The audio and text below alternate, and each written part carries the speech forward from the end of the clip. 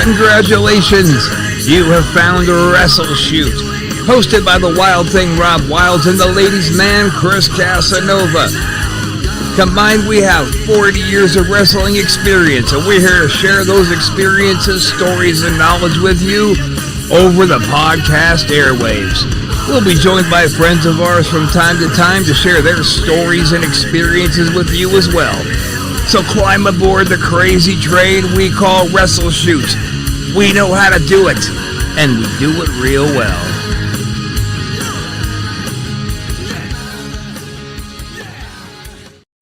Ooh, don't you just love that goddamn song?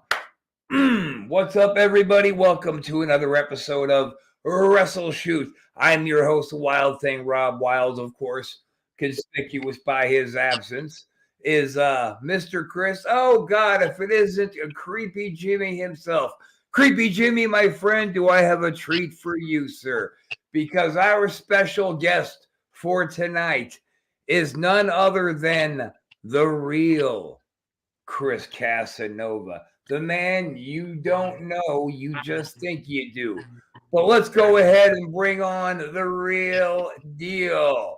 Mr. Chris Casanova, the real Chris Casanova in the house, coming at us live from where you at? Vegas, baby? Vegas, man. Vegas, man. All right, Chris, we're getting a real bad lag. You may have to move to a different room with a nice white wall. Maybe your background is throwing us off. Might need some strippers behind you, too. I don't know. Vegas, no strippers? Oh, God. Casanova, man. Who are you talking to? Castle? Who you think you're dealing with? Don't you know that this is the Mac of the Mac Daddies, the pimp of the pimp diggities? Hi, Chris. I don't see no strippers. There you go. I don't need no strippers, man. Now we're getting a real lag on your end, guys. Another room at one of my ladies' houses in Las Vegas. All right. Sipping on a little Sauvignon Blanc. Oh, I was going to ask what was on the menu. What's that?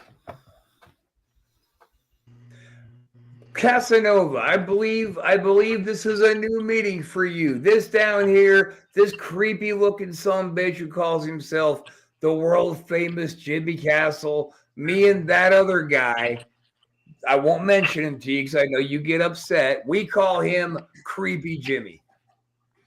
Okay. Well, as long as that Chris guy's not on the show, man, I cannot deal with him at all. No, you can't. You can't deal with Chris, Mr. Cast. You can't deal with him. Not at all. Jesus Christ! What is this? A prelude to bringing back Psycho Ward? Dude, are you crazy? Don't be bringing that guy's name up either. I don't want to talk about him either. Man, we bring up Uncle Jay. We don't give a shit if it brings heat. We like the crazy. Have you I don't know how many of these episodes, Cass, you've actually seen, but we bring on some crazy sons bitches up on this thing, including this demented. I think Uncle Jay's got Dave. No, Uncle Jay does not have Dave. As a matter of fact, the butcher pointed out, posted a video up on the Antisocial Network Facebook page. You should check it out, man. Go check it out. I know your age is probably making it hard for you to find time to take a look. I get it. So who's this Uncle Jay guy? Well, sir, I'm not really gonna get into him because I actually don't want to invoke him. He comes on and bombs. Oh, you're gonna get into him, you homo. He's all right, good one. He's a psychotic clown. This guy's creeping me out, man. Who? Creepy Jimmy, Mr. H-Bag down there? Yeah. He creeps everybody out. Isn't that right, Mr. H-Bag? That's right. All right. So I would like to go ahead and take everybody's attention back a very long time ago. A bright-eyed young man breaking into the wrestling business, eyes full of fire, blood full of piss and vinegar, which I know sounds like a toxic thing to be in your blood. But this gentleman's name was No Fear Chris Ward. And he was a young man living in Hayward, California, training at All Pro Wrestling and making his break into the business under the expert tutelage of Mr. Mike Modest. Wow. That's 24 years ago, 25. It's a long, Well, that time. young man had great opportunity. That young man got to wrestle a series with Mike Modest. He got to wrestle Virgil. No Fear Chris Ward wrestled the great Khali. Yep. And also Max Justice too, in a bit of a feud as well. Oh, fuck Max Justice.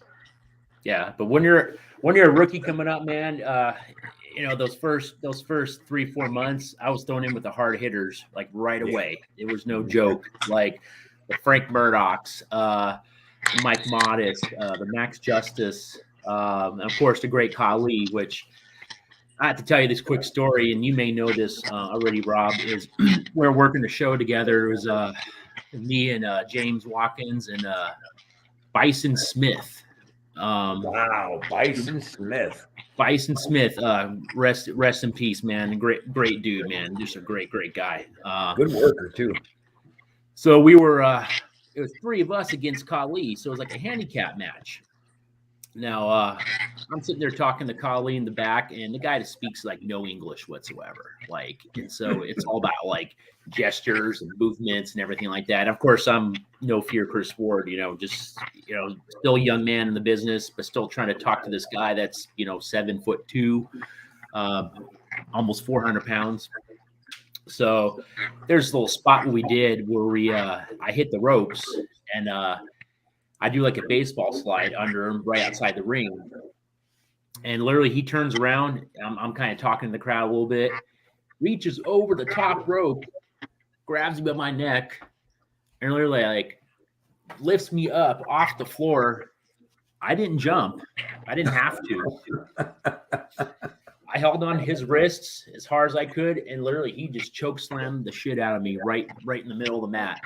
God, I wish I was there so I could have thrown him a few extra bones just to drill you to God himself. Yeah, oh man, that was nuts. But so yeah, that was one of the greats I worked as well. I was with APW for a couple of years, and then I finally kind of moved on to I want to work other places. And but Roland, APW didn't really want me to work other places. They really wanted me to stay there, kind of. So what was going through your mind when he grabbed you by the throat and just picked you up by the throat? Because you figure the size of his hands, the immensity of those, wrap it around your throat. He could probably touch his fingers on the other side. That must have been horrifying. Dude, it was like, what was I feeling? Oh, fuck, man, what's going to happen? Just, it is what it is. Like, you're just going to go with it. I mean, but I feel like he was big enough and strong enough to hold me, which he obviously was. And let's just say the bump was not very kind, to say that. Yeah, it's a long ride and a bad landing. Oh, and it felt like it was slow too. It felt like slow motion. It wasn't fast. It felt like I was up there for like 5 minutes, just kind of going. Here we go. Like that. And just boom through the mat. It's like Warpath, man, when he would choke slam you. Obviously not the same kind of oomph as Khali, but boy, when Ruben picked you up, it's like, when am I going to quit going up and start coming down, man? That's all. Yeah. You feel like you can go through the ceiling. So what happened to spark the change? When did Psycho Ward get put to bed and the Casanova was born? Wow. Well, so an old friend of mine, and you may know him, Jimmy Rip. Yeah, come on, Chris. Come on. Yeah, that's not cool, buddy.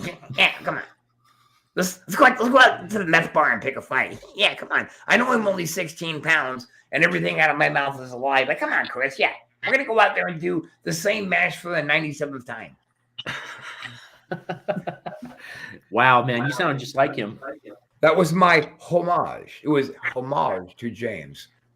Fuck Oh, you, Jimmy. all right. Well, so that was at the time that him and I were kind of like doing more other stuff, like we're working with you and some other promotions.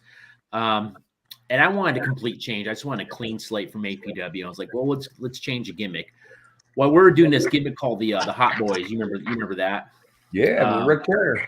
Yeah, with Rick Turner, we're kind of like a trio, all three of us. Well, before Rick Turner joined, I needed a new gimmick. So this is a time where that movie American Pie just came out, the first one. And you might remember the part where the guy's sitting in the car with the chick, and he's like, "You know me as Nova, as Casanova." You guys remember that part? Yeah, they call me Nova, as in Casanova.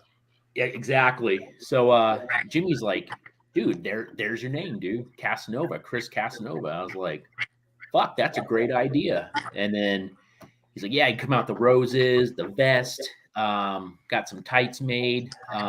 It says you ladies want it, type thing." It actually yeah, said you fellas want it. Don't let them lie to you. That was a good one. So, in fact, I got those tights made later on. It was just kind of the regular black tights because I started off as a baby face, as Chris Casanova, and me and Jimmy had this little feud. We were tag teaming, and we had to wrestle Joe Applebomber on. You were there in that show, Earthquake Ferris. Ferris, yeah. Yeah. And we were kind of like heels, but then I turned babyface because me and Jimmy got into it, and so me and him kind of started feuding a little bit. And honestly, the babyface just was not working with Chris Casanova. It just wasn't. Like people bought into it. What's up, Mickey? Oh, is that Mickey? Oh, what's up?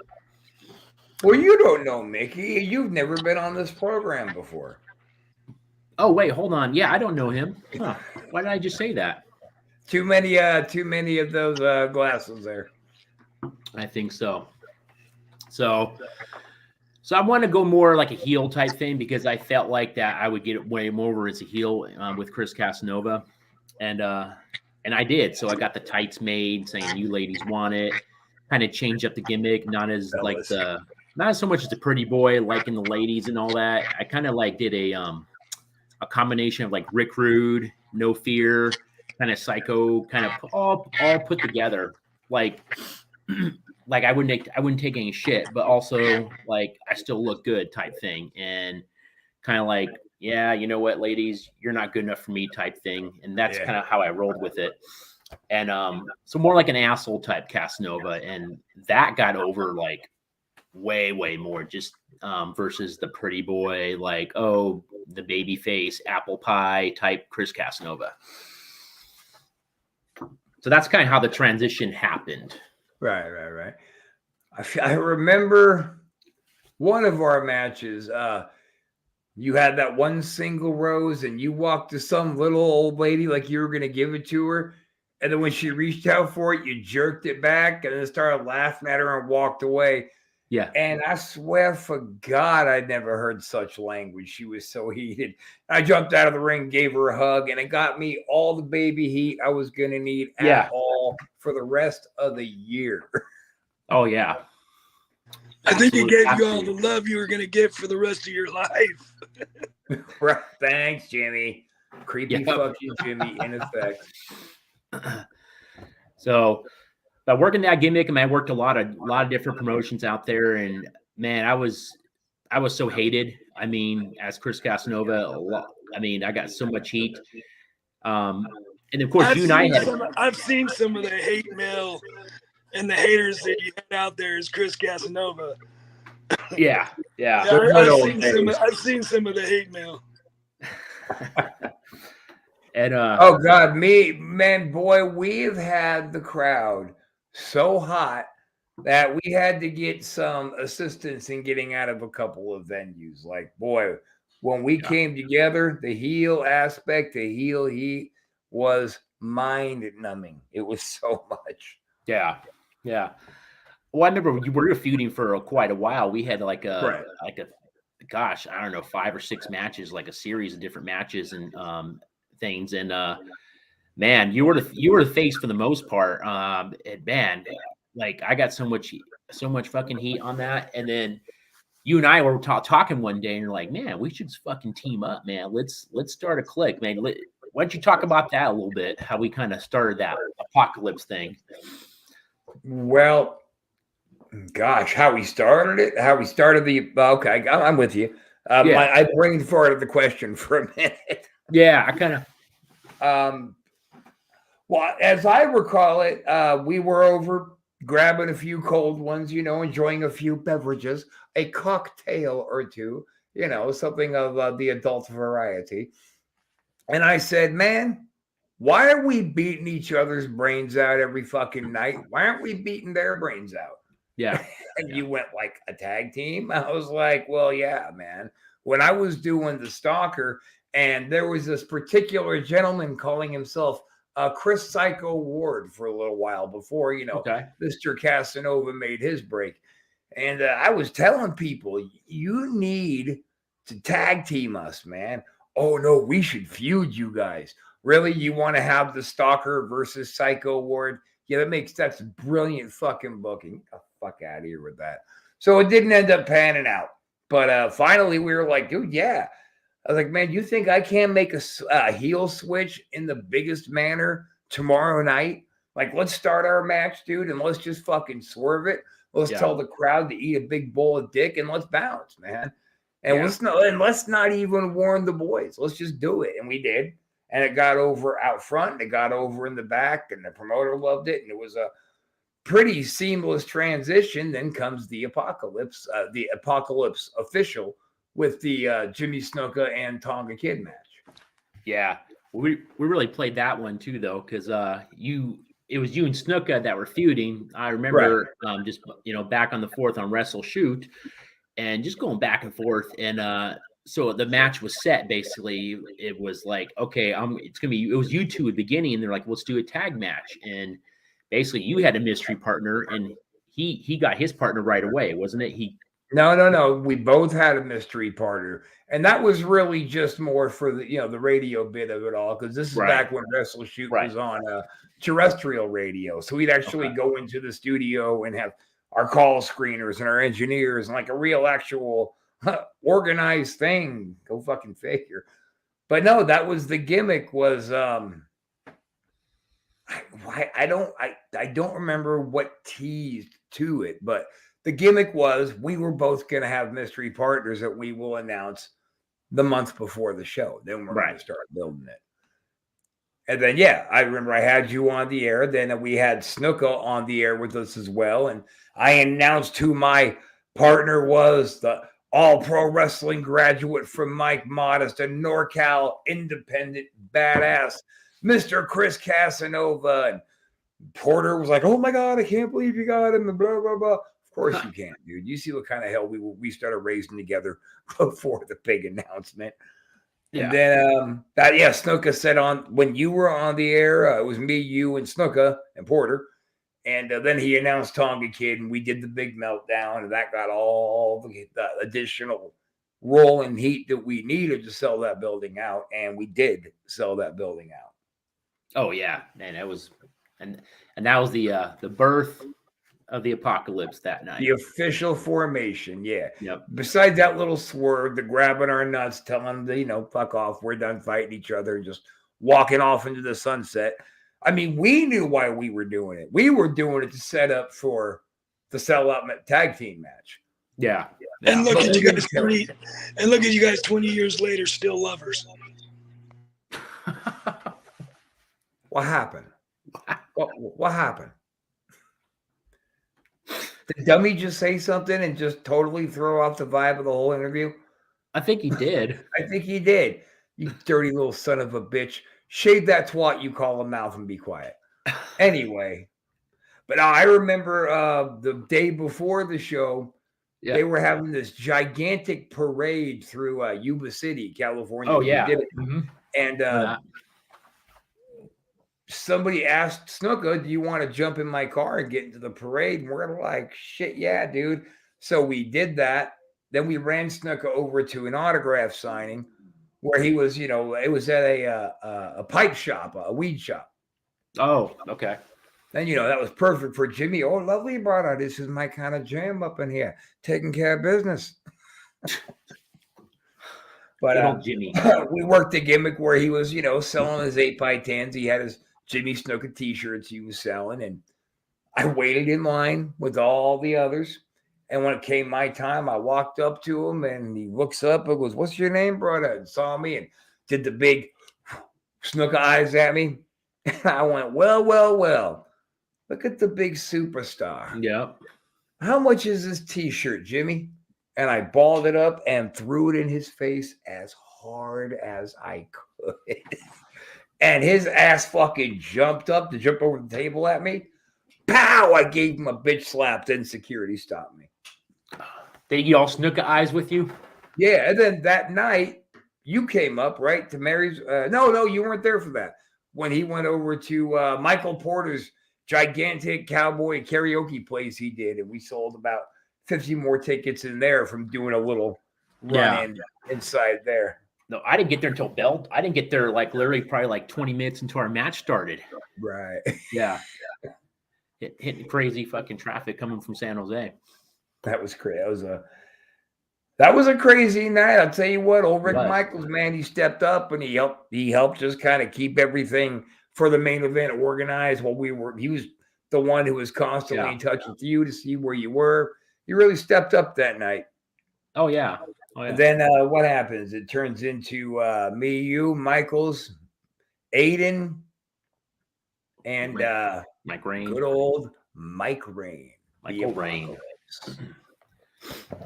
So that was the birth of the official Apocalypse. And incidentally, for anybody who might not have heard me say it 812,000 times, we beat them. We won that main event against Jimmy Superfly Snuka and the Tonga Kid. 1, 2, 3. That was it. Yeah, that's right. It was 1, it was 2, it was 3, and it was done. Yeah. Yeah. That was a hell of a night. So let's move on a little bit then, because Chris Casanova never, ever, ever managed to get any babyface heat. Casa told me that you're always done in 3. Oh, okay. Are we back? I'm sorry, what happened? Did we fade out for a second? Who's this guy again? Let me tell you something. I invented it, Robin. You fucking idiot. Shut up, Jimmy. Anyway. You never managed to get over with the Babyface Casanova. And then we did the gimmick where I missed the chair shot and crowned you. And then you flashed over to that guy that you don't want to talk about. Don't mention his name. I told you in the beginning. I don't want to talk about that guy. Did I say his name, asshole? Did I? I was just telling you. Don't tell me. I tell you, this is my show. Yeah. But it's Chris Casanova was not a babyface. It wasn't going to work. Until he flashed back over from that other guy.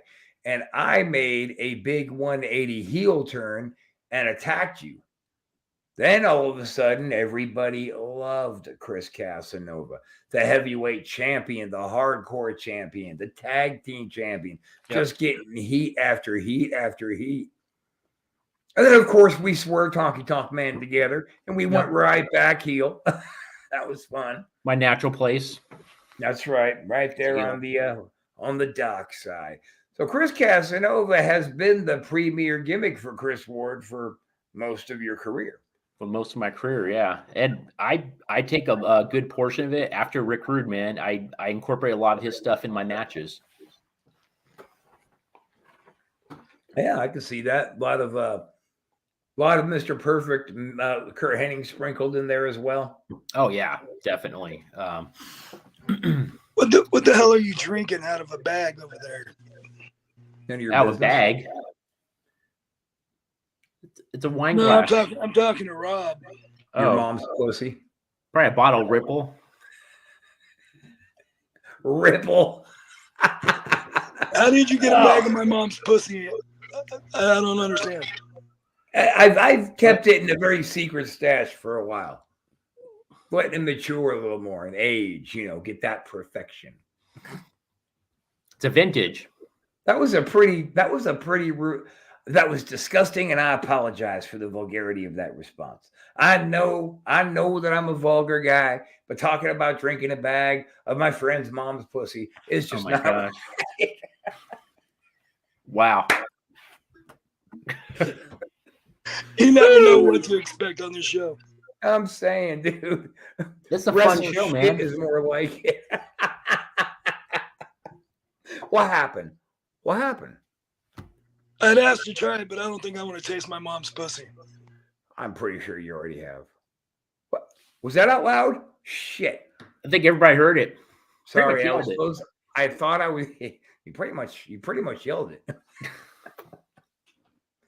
Man, God damn, Chris, me and you, we've had some times up and down those roads, boy. And just think when Chris Casanova, I've heard, is interested in moving himself on out to the lovely state of Florida. Gonna get Where? himself a houseboat. Can you hold on a minute? Hold on. Can you get that for me, please? Thank you. What's your sweet honey's name over there? I know you always get these chicks with exotic names. This one's Carmina. I thought you were gonna just say this one's fucking Tom or something. No. Thank Come you. on, Jimmy, that was funny. Laugh, you little son of a bitch. Speaking of Florida, I got my little captain's hat here, ready to go. Oh, well, where did you get that? I don't know. Someone gave it to me. Not really sure. Must have been an incredibly kind, gentle, Yeah. and giving person. Yeah. No. This is when I get my boat out there in Florida. All right, good stuff. So, Mr. Castle, we all know that I said earlier I got to make this one kind of an early night because Wild Things got shit to do. But Chris, share with me, let's pick your top 2 fondest memories of me. No, of wrestling. Of wrestling through my entire career. Yeah. Well, I would say one of them is working the Honky Tonk Man. That was one of my greatest accomplishments in the business. As Chris Casanova, the heel, which was the last night Chris Casanova was there for a while, but we won't go into that story. I think we already touched on that. And I would Chris say got also checked number out 2 for a little bit. What's that? Chris got checked out for a little bit. For a little bit. And number 2 would be, I gotta say, the tag match. I have to say that. The Snuka Tonga? Snuka, The birth? yes, I gotta say that the tag match. That was a great night. All hands That was down. hot from beginning to end, too, man. That whole show was smoking, but that match, man, as soon as they heard the first couple beats of our song come on, they were seething and foaming.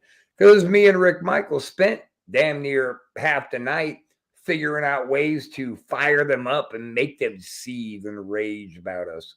It was great. Yeah. Damn it, wish I missed that part of it, but you know what? I showed up for the part that mattered. That's right. You were there when it counted. All right. So what's your least favorite memory? Like what memory do you have that just still makes you fucking a little fired up? I would say my match with Virgil. I knew that's what you were going to say. Tell me about it. So I guess I'll rewind a little bit. This is when I was No Fear, and I would say probably my first 3 months in the business. I get my first name on the show, and I'm excited. I show up to the show, and I'm looking at the little sheet they have up there. You remember the ones they put in the locker rooms and tells you like who you're working. Mm-hmm. So I'm looking at the sheet, and I'm like, shit, I get to work Virgil. I'm happy as fuck. So I find him. He's kind of dressing, and he's just like, sitting there talking to someone. And I kind of introduce myself. I'm like, hey, Virgil, my name's Chris. Yeah, I'll be with you in a minute, like that. I'm like, okay. So I just kind of like took off for a bit, and I kind of hunted around the area. I was talking to a few other people. So finally, Virgil sees me. So, hey, I'm ready to talk. I'm like, all right. So I was like, so what do you want? So what do you want to do? He was like, oh, let's go out there and, I'll do this, I'll do that. And look, he's just talking like a million miles in fucking hour. And honestly, I think he was coked up. And No, Mike? No. I mean, Virgil? No. Never. And he's like, yeah, we'll go 5-7 minutes. And, I'll do my thing with the up and over. You remember that little gimmick he used to do in the corner? Yeah. And I'm like, all right, cool. And he goes, I only know 5 things. So the up and over we're going to do. Okay. What are the other 4 things you want to do? yeah, I'll give you some heat, give me some heat, and then blah, blah, blah. And then I'll give you like a neck breaker or something to go over. I'm like, okay, whatever. I'm like, I was cool with it. I was happy he was out there and working a name. And literally he goes out there and he just tries to take liberties on me, man. Like he's just trying to squash me. And he wanted to do the up and over on me. And I kid you not, he could barely get over for it. The up and over, like, so he shoots. I shove in the corner, and Larry he jumps off the rope, and Larry, I had to get on my knees and crawl under him. That's how high. That's how low he was that he got. He couldn't even get high enough for that. Not to throw lemon in that wound, man, but I heard about that a couple days after it happened. Oh, dude, I laughed like a little girl. I could have just seen it happening. Oh, get out of here. About the up and over? Yeah. Yeah. Well, about the whole match, to be honest. I was surprised that you didn't just, tune him up a little bit, because what the fuck was he gonna do? Well, towards the end, like he's gonna kind of just throwing on me. I laid a couple into him, honestly, and then he kind of let up for a minute there. He's like, "All right, I'm cool." And then he went home and did a little swinging neck breaker and pinned me. Dave's little gimmick. But I was so new and green at the time, and I was just so happy to be in a match with him. Just wanted to get it over with. But the match was like, it was atrocious. Garbage. And first time in my life, ever in my career, that the promoters came up to me and apologized. Mike Welch. Yeah. Both. And Roland, even? Really? Yes. Oh, wow. They said, Chris, I'm so sorry about that match. That's very unprofessional. He's a piece of shit, blah, blah, blah. Like, and I was like, okay. Like, I was kind of shocked what they said to me, but very, very, I was very grateful they said it to me. All right, Cass, let's, before we get out of here, I do want to take this ending of the story and I want to go way back to the pre-beginning. Let's talk about the pre-Casanova. What was your road that led you to All Pro? The road that led me to All Pro. Well, I wanted to train at the Hearts camp. That was my goal. I really wanted to train at the Hearts camp in Canada. And I actually was in touch with Keith Hart up in Canada. I was talking to him back and forth. And back then, like cell phones weren't a thing. It was like 95, 96. They were, but I didn't have a cell phone. So I was calling from my house phone. Email was kind of a new thing. I don't think it really was existing. But I was in talks with him. I was getting set up to actually go out there after I graduate high school, and I was looking into the getting my passport and all that, and looking all that stuff up because it's in Canada. Well, I went to a Montreal, even. Oh, terrible. What's that? In Montreal, even, wasn't it? Or was it? No, it was in Alberta, wasn't it? Calgary, yeah. Calgary. Yeah, horrific winters. Horrific, yeah. So this was 96, I think. It was right after I got out of high school. WCW had a house show in San Jose. And I went to the show. So I was sitting there watching the show, and I happened to see Eddie Guerrero, like to my right. He was standing in the crowd just watching the show. And so I said, "Hey, Mr. Guerrero, my name's Chris." And he's like, "Hey, nice to meet you." And I told him I want to be a pro wrestler. He goes, "That's great." He says, yes. And he was very, very nice. He talked to me for about 5-10 minutes. Real cool guy. And he goes, "Hey, I got to get in the back right now." He goes, "But there's a school out here in California that you should talk to." And so he brought Steve Verzano over to me. Hey, how you doing, Steve? Steve Rosano, how you doing? Yeah. Hey, was- hi there, I'm Steve Rosano. Hi, Steve. How you doing? Got any Just like Percocet? that too. Got any Percocet, brother? just like that, man. And so, yeah, I shook Steve's hand and we talked for about another 10 minutes. And because, yeah, you should call us. Here's Roland's card. Give me a call. And so I called him like literally the next day and signed up that day. I was sold. I was like, well, I can either go to Canada, get great training, or go to this school that had really good reviews and stay local. And I made the choice. So that It's was very my, similar to me and Roxy Red, Just a Dad, Doug Damien. You know, we sat down and had Burger King with Rex King, and he was going to send us over to the Malenkos until we went to a WWF show and ran into Mr. DeMarco, and that was that. wow. I knew you told me that story.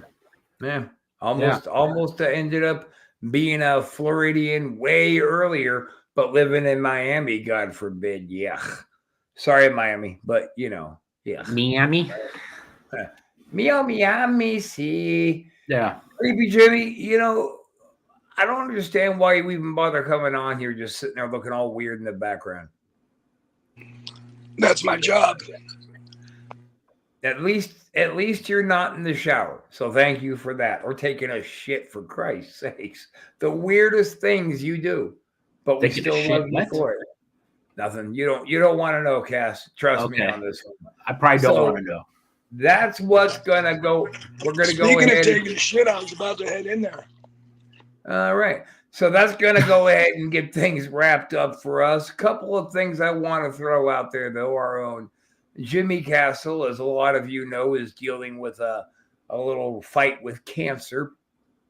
And we're going to get a show going where he's going to go ahead and talk about his cancer experiences and treatment and all the kind of shit he's been going through. So I believe that's going to make a damn interesting story. We got the Butcher coming back with the cutting room. He'll be back here very, very shortly. I'm going to start getting rolling on the Smells Like Hope podcast right here on the Antisocial Network again. There was one other thing. Oh, that's right. And we have a show coming out right around Valentine's Day. Oh, JD Stevens is a stand-up comedian out in California, and she's got a show called I Fucked Up, and It's Going to Be Okay. So I'm looking forward to that. We're actually going to go ahead and do just a little Hi, How Are You show with her, introduce her to you, our viewers, and get some positive momentum going. So we're looking forward to that. And as far as that goes, Satanic has asked me if we would be willing to, by the way, Jimmy, maybe bring back one more Cleaning Out the Closet. She's got some things she would like to say, but we'll come back to that one later. Chris Casanova, the real Chris Casanova. It was nice having you on, brother. thanks, brother. Appreciate it. Anything you want to put over? And just a little reminder that I used to beat you in the corner. Remember that? Ooh, I do remember that. That made I'd me love feel to have. kind of Love to have do a little. Say it again, Jimmy. I'd love to have Satanic come back on and do a little cleaning out your closet. All right, then. We're going to go ahead and get that one set up as well. On that note, guys, this was another episode of Wrestle Shoot. We've had the real Chris Casanova, and returning next week will be just plain old Chris Casanova. And until then, thanks for kicking it with us for a while. Later.